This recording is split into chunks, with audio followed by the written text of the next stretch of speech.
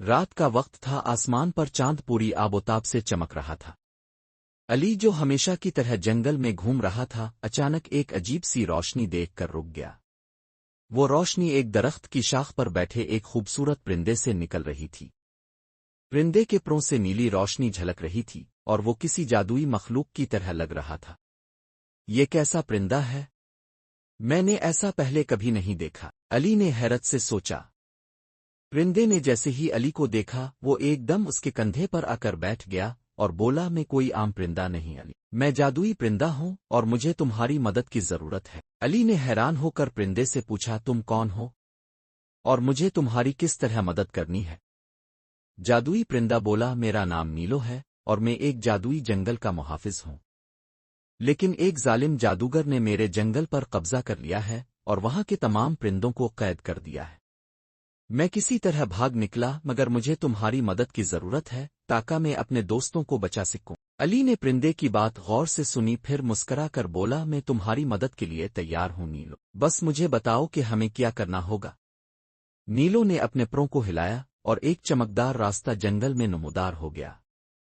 ہمیں اس راستے پر چلنا ہوگا اور پھر جادوگر کے قلعے تک پہنچنا ہوگا۔ علی اور نیلو چمکدار راستے پر چلتے رہے یہاں تک کہ وہ ایک خوفناک قلعے کے قریب پہنچ گئے۔ یہ قلعہ بالکل سیاہ پتھروں سے بنا تھا اور اس کے گرد سرخ روشنی چمک رہی تھی۔ قلعے کے دروازے پر دو بڑے سائے حرکت کر رہے تھے، یہ جادوگر کے محافظ تھے۔ نیلو نے سرگوشی میں کہا، ہمیں خاموشی سے اندر جانا ہوگا کیونکہ اگر محافظوں نے ہمیں دیکھ لیا تو ہم پکڑے جائیں گے۔ علی نے سر ہلایا اور نیلو کے ساتھ دبے پاؤں قلعے کے دروازے کی طرف بڑھا۔ علی نے ہمت سے قدم آگے بڑھایا اور نیلو کے ساتھ خاموشی سے قلعے میں داخل ہو گیا۔ اندر ہر طرف اندھیرا تھا، صرف نیلو کی نیلی روشنی ماحول کو روشن کر رہی تھی۔ قلعے کے بیچ میں ایک بڑا تخت تھا اور اس پر ایک خوفناک جادوگر بیٹھا ہوا تھا۔ کون ہے جو میری سلطنت میں گھس آیا؟ جادوگر کی خوفناک آواز گونجی۔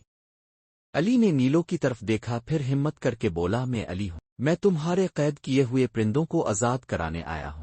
جادوگر زور سے ہنسا، یہ ممکن نہیں، جو ایک بار میرے جادو کے قابو میں آ جائے وہ کبھی آزاد نہیں ہو سکتا۔ مگر نیلو نے علی کی طرف دیکھا اور بولا، اب وقت آ گیا ہے علی، تمہیں اپنی بہادری ثابت کرنی ہوگی۔